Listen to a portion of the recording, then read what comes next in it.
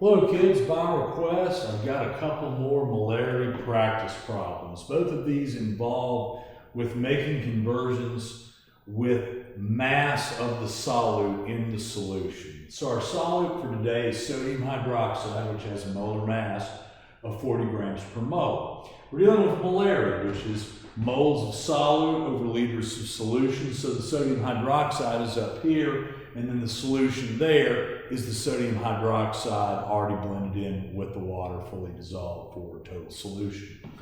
Question number one, what is the mass of sodium hydroxide in 125 milliliters of a 1.5 molar solution? So we've been given a concentration of 1.5 molarity.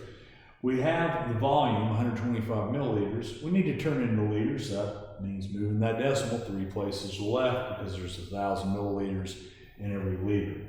So we can't solve for grams directly. We first have to solve for moles, which we do when we multiply these two numbers, and we get 0.1875 moles. If we multiply by the molar mass, as we always do to go from moles to grams, we get a final answer of 7.5 grams of solute, our sodium hydroxide, dissolved in solution.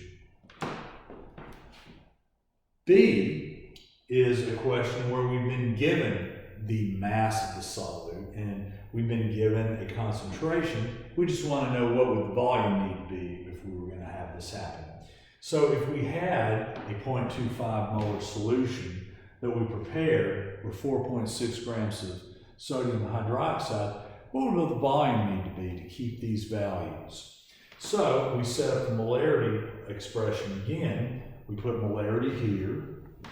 Our volume is unknown. We don't have moles yet, but we do have grams, and we can turn that into moles once again by dividing by the molar mass of 40.